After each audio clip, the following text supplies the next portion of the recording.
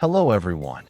In the previous video, we created some burst effects that only spawned one particle in each direction. Today, we'll use another method to create burst effect like this. As we can see in the level, it spawns many particles in every direction, each with different positions, velocities, and so on. This makes the effect look great. We can also combine both burst effects to create a more complete explosion effect.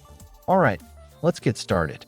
First, let's create the original burst effect using a template.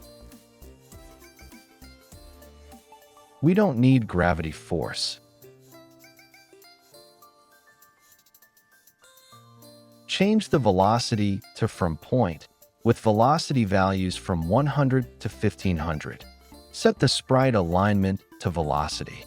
This gives us a basic burst effect. Next, add scale sprite size, setting the X and Y scale separately.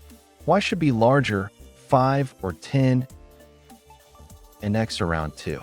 Then find the X-axis curve and make it increase from the start and then decrease. Then adjust the particle lifetime to 0.15 to 0.25. Give the particles a color. Any color works. Set it to 100 to make it brighter. Now place the Niagara system into the level. Yep, that's a very simple particle burst effect. We can reduce the spawn count a bit.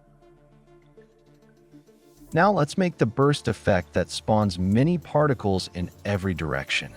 First, create a new emitter. In the new emitter, add spawn particles from other emitter. Of course, the source emitter name is the direction burst we just created.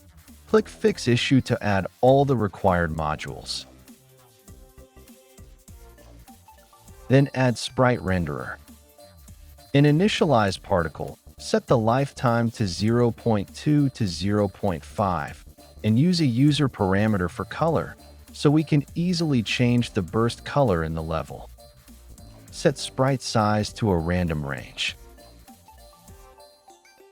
Then go to the module that samples particle attributes from the other emitter. We want to modify the particle velocity.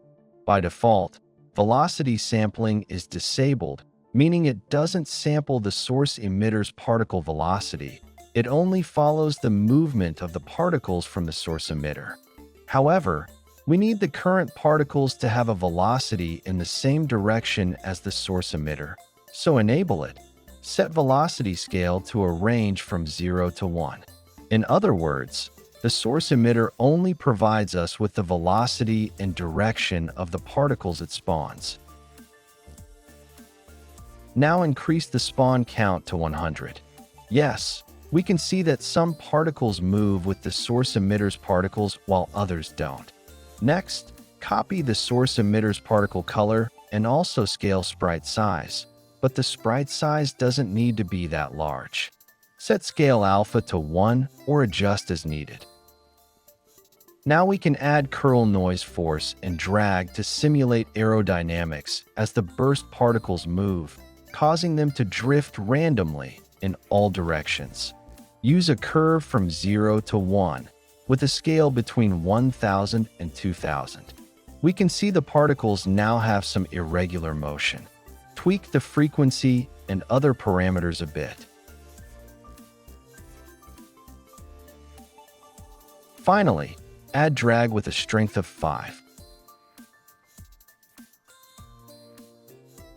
Okay, that's about right. Oh, let's hide the source emitter's particles and keep only the second emitter.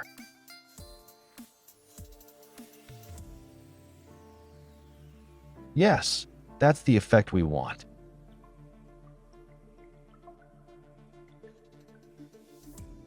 Add a random position offset of -10 to 10 to make the particle distribution more random.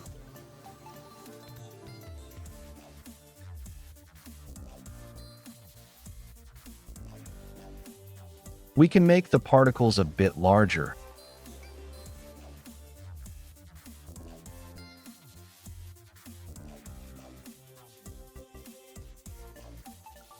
And of course, increase the spawn count to 200.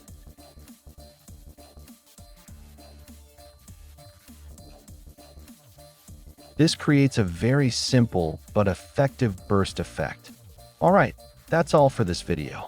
Hope you like it. Bye.